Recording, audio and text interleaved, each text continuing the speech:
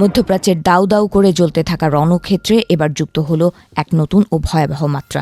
কাতার ও ইরানের মধ্যকার সংঘাত যখন বিশ্ব অর্থনীতিকে খাদের কিনারে নিয়ে দাঁড় করিয়েছে, তখন মার্কিন প্রেসিডেন্ট ডোনাল্ড ট্রাম্পের সুর নত করা একটি কথা পরিস্থিতির মোড় ঘুরিয়ে দিয়েছে।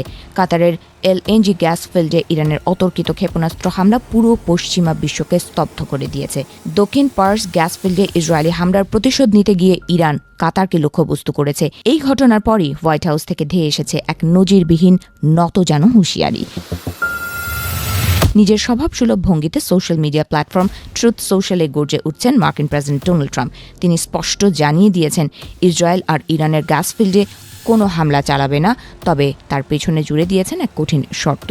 ট্রাম্পের ভাষায়, ইসরায়েল আর কোনো আক্রমণ করবে না যদি না ইরান পুনরায় নির্দোষ কাতারকে আক্রমণ করার মতো বোকামি করে। ট্রাম্প দাবি করেছেন, দক্ষিণ পার্স গ্যাস ফিল্ডে ইসরায়েলের সাম্প্রতিক ঘটনাটি ছিল নিছক ক্রোধের বহিঃপ্রকাশ। ইসরায়েলের যুদ্ধের উত্তেজনায় অত্যন্ত সহিংসভাবে ইরানের এই মূল্যবান সম্পদের ওপর ঝাঁপিয়ে পড়েছিল। তবে প্রেসিডেন্ট ট্রাম্পের দাবি অনুযায়ী এই অভিযানের ব্যাপারে মার্কিন যুক্তরাষ্ট্র আগে থেকে কিছুই জানত না এবং কাতারও এই ঘটনার সাথে কোনোভাবেই জড়িত ছিল না। ঘটনার নাটকীয়তা আরও বাড়ে যখন ইরান পাল্টা ব্যবস্থা নিতে গিয়ে কাতারকে আক্রমণ করে বসে। ট্রাম্পের মতে, ইরান সঠিক তথ্য না জেনেই কাতারকে শত্রু ভেবে ভুল করেছে।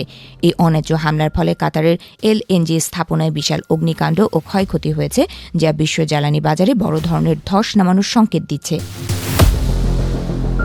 যদি ইরান আবারও কাতারের ওপর আঘাত হানে, তবে তার ফলাফল হবে প্রলয়ঙ্করী। ট্রাম্প ঘোষণা করেছেন, সেক্ষেত্রে ইসরায়েলের সাহায্য ছাড়াই আমেরিকা একক শক্তিতে ইরানের পুরো দক্ষিণ পার্স গ্যাস ফিল্ডটি মাটির সাথে মিশিয়ে দেবে। তিনি হুঁশিয়ারি দিয়ে বলেন, এমন শক্তি ও ধ্বংসযজ্ঞ চালানো হবে যা ইরান আগে কখনো দেখেনি বা কল্পনাও করেনি। এদিকে কাতার এনার্জি নিশ্চিত করেছে যে ইরানি ক্ষেপণাস্ত্রের আঘাতে তাদের স্থাপনাগুলোতে ভয়াবহ আগুন লেগেছে।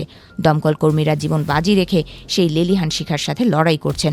যদিও এখন পর্যন্ত কোনো প্রাণহানির খবর পাওয়া যায়নি, তবে এই ক্ষয়ক্ষতির ফলে যুদ্ধের পরবর্তী সময়ে বিশ্ববাজারে গ্যাস সরবরাহ স্বাভাবিক করা কাতারের জন্য এক দীর্ঘমেয়াদী চ্যালেঞ্জ হয়ে দাঁড়াবে।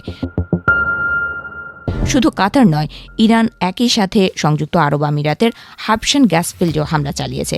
আবুধাবি সরকার একে বিপজ্জনক উস্কানি হিসেবে অভিহিত করেছে। পারস্য উপসাগরের দেশগুলো এতদিন রক্ষণাত্মক অবস্থানে থাকলেও একের পর এক জ্বালানি স্থাপনায় হামলা তাদের ধৈর্যের বাঁধ ভেঙে দিয়েছে। ওদিকে বিশ্ববাজারে তেলের দাম হু হু করে বেড়ে $108 ছাড়িয়ে গেছে। হরমুজ প্রণালী দিয়ে বিশ্বের 1/5 তেল সরবরাহ করা হয়, যা এখন ইরানের নিয়ন্ত্রণে প্রায় রুদ্ধ। বিশ্বজুড়ে জ্বালানি হাহাকার কমাতে ট্রাম্প প্রশাসন জরুরি ভিত্তিতে ভেনেজুয়েলার ওপর থেকে নিষেধাজ্ঞা শিথিল করেছে।